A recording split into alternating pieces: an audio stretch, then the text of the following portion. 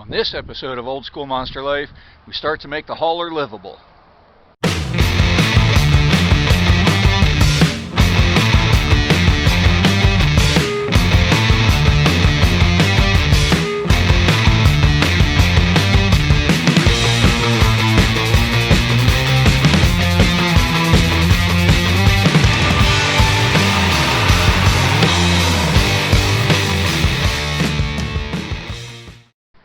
Okay, so I posted on Facebook that we got most of the living quarter stuff out of an old RV. Brandon Elrod got an RV for the engine and trans, and he didn't really have any use for the rest of it. So we scavenged everything we could possibly scavenge out of that thing, and now we have most of the stuff for the living quarters. So what I did was I loaded everything in here to where I could kind of see what was going to go on and how I want it laid out. And pretty much what I have now is about how it has to be. So check out what we're going to do here. Now I know it's kind of dark in here, but back up. Okay, so that is the doorway from the garage into the living quarters. So you come in here, and on this area right here, we're going to put a swivel chair so I can sit down and get dressed or drink coffee or whatever. Here is our dinette. And under one of these seats will be the furnace so I can heat the place. Over here, now in the corner, I'm going to have cabinets that go from the wall back this way. But over here I'm going to have a stack of drawers, cabinets, and the sink. And then over the sink I'm going to have a small window. And then the fridge. And then this here is the bathroom. Now I did that on purpose so I had room to plumb underneath it. All that steel there are the extensions for the floor, so the floor will be level. And I can run the plumbing underneath and then out into the holding tanks underneath the trailer. But here's about where the door is going to be. And you know, it's going to be a small bathroom, but what RV has a giant bathroom? I know everything's filthy, but we'll make it right. And then next to the bathroom, this area here will be a staircase / ladder to get up into the loft, where I have my queen size bed for my queen and me. We're going to have a big picture window right here over the dinette. And then the walk-through door is going to be right here in the middle.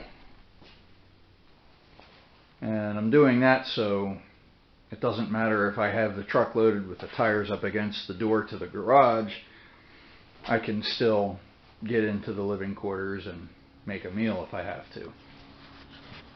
So that's where we are. Right now we have to take the doors off, these moving van doors, and we have the material to close in those holes.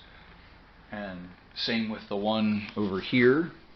That will all be closed off because, you know, when I open the door you don't need to see me sleeping. So now I have a plan. All I got to do is build it. Alright, so we're moving along on the living quarters, and where we call it the dance floor, where that raised part of the floor drops off, we had to add some to it. So here's what that looks like. And I welded these floor joists in so I could just lay the floor, and the plumbing will go through there, and it should be pretty decent. Ranting. We're going to lay the floor in here, and I got some vinyl plank flooring to redo the floor in here, and then I can start building my cabinets. Good morning. It is December 1st, and it's cold out. So what better thing to do than pull the doors off the side of the trailer and put a wall and a window in. So it being a moving trailer, it had doors all down the side, and that's great, but we don't really need them to haul a monster truck around. So we're going to fill in these first two doors and then put a window here and then a window on the other side. So let's get started.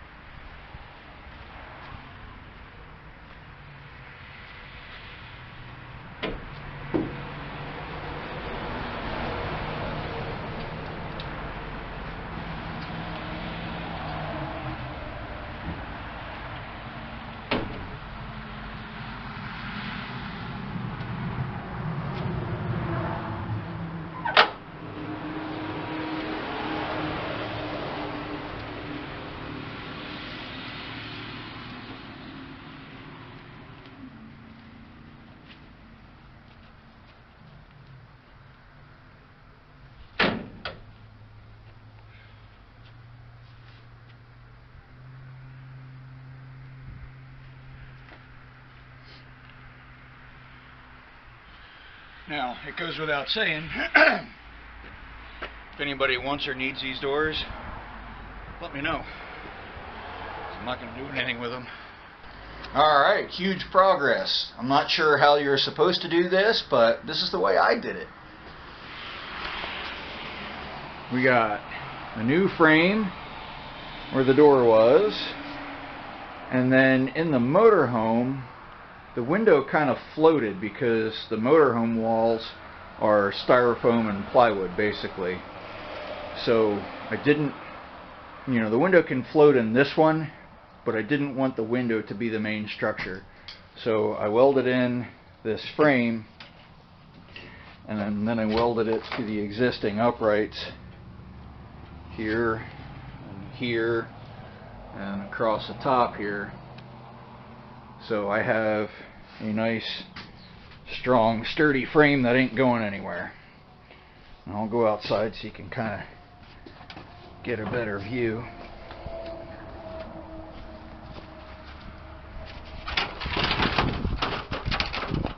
But that is how it looks now. Instead of a doorway and no window, I got a window and no doorway. So we're getting there. All I got to do now is skin it.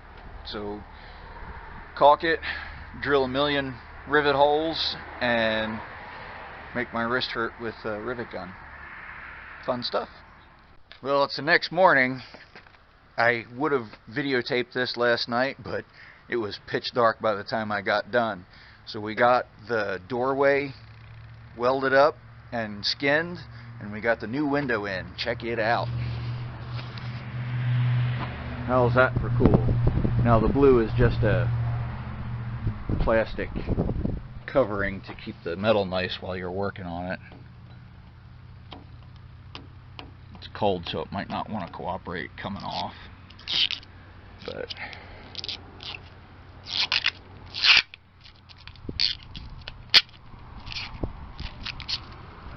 it just peels off. But yeah, we are getting there. First little bits of motorhome going into the hauler. One less door to lock. I still have to close up these doors. They will eventually get closed off also. And then today's project is in the front here. I'm going to put the walk-through door so I can get to the living quarters even with the trailer loaded, because the garage door has tires in the way normally if we're driving down the road. So if we want to stop at a rest stop, we need to be able to get into the living quarters. So I'm going to put the walk-through door right here so we can just climb up the steps and then walk through the front of the trailer. So that's where we're at today, and we'll see how far we get. Okay, nothing makes me cringe more than cutting giant holes in a perfectly good trailer. But, you know, it's that whole making omelets thing, we gotta break some eggs. So I have the hole cut for the door. And there is my giant hole in the front of the trailer. Now, why put it there? Why not in the side? This is only a single drop, and you know, instead of having stairs there and then a short door to go underneath the loft, I figured it was easier, since the tractor is always hooked to the trailer. I can just use these steps and climb up here and then walk into my motorhome. So that was my logic. Now all we have to do is do a little bit of bracing on the door frame, urethane the seal, and then put it in and screw it down, and I have a walk-through door into my living quarters. Well, there it is. The door is installed. Now I have an easy way to get into my living quarters, and I always have steps because the tractor is usually backed under it. So walk up the stairs and into my door. There you go.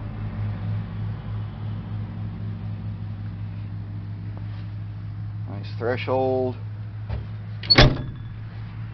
Now, to seal it, I didn't use silicone. The motorhome company used butyl tape, which is kind of like a gummy tar substance. This black stuff here is called urethane. And if you don't know what that is, that's what auto manufacturers use to glue the windshields in cars. So the benefits of that is it never gets hard, it's always flexible and pliable, so as the aluminum flexes going down the road, this won't ever crack or break.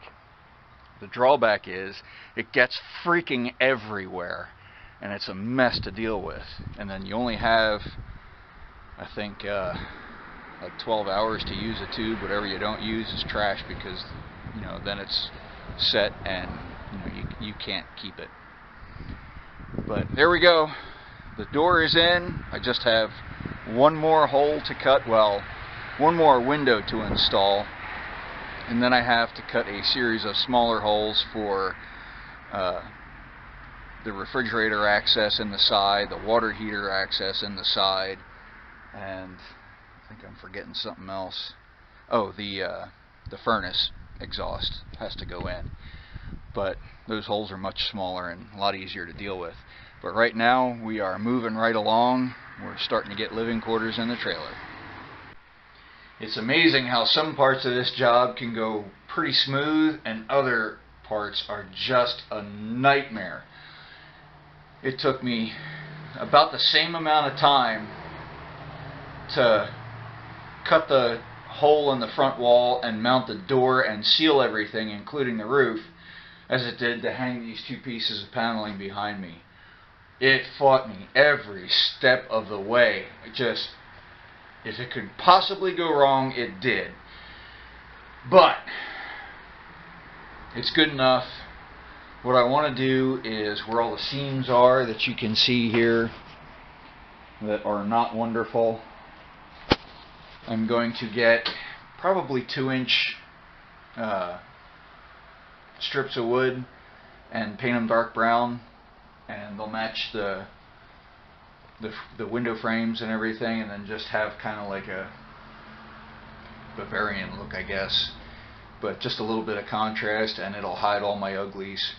But you know, at least we got one wall up, and yeah, hopefully tomorrow goes smoother, because if it all goes like this, I'm gonna lose my mind.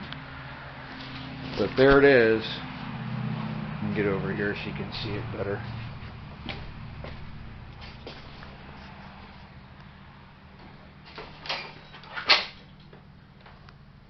There. One wall and a window with trim.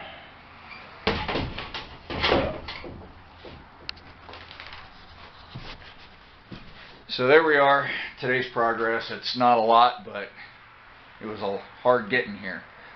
So we'll see what happens tomorrow. Well, another morning back at it. Last night you saw I got the 2 panels and insulation done on the wall with the window. And now this morning we have to figure out what next major step we're going to take. And the more I think about it, the more I want to cut the smaller window into the opposite wall, which would be about there. And then we can start putting the rest of the paneling up and start building the inside. Now that I'm done, or almost done, cutting holes in my trailer. Getting kind of a late start the past few mornings because cold weather has set in and I hurt. I got a spine injury. Running old school monster trucks doesn't help that at all. But, it's just something we deal with. So this is why I work by myself from home, because it's hard to explain to an employer that, hey, it's cold today, so I can't come into work because I hurt too bad. So I just do my own thing in my own time, and we still get it done. It's just a little bit slower. So let's figure out where this window has to be, and then we'll cut another big hole in my trailer. Like I said, I don't know how this is supposed to be done, but this is the way I'm doing it, and it seems to be working pretty good. So I cut the frame out, but I cut one of these uprights, so we got some heavy wall 1x1 welded in there, bottom and top, and that keeps everything square and keeps the strain off of the window frame for trying to keep the wall straight. So now we have a nice square window opening that should be pretty solid. Not too shabby. Well, here you go. It's not a Prevost or any kind of high-end, Wonder Lodge, but it should keep us comfy when we're on the road. It's coming together. I got the insulation and the interior panels up, at least most of them. So I got a few more panels to hang. I still have to close in the door by the loft, and then we can start mounting stuff in here and making it living quarters. But here's where we are.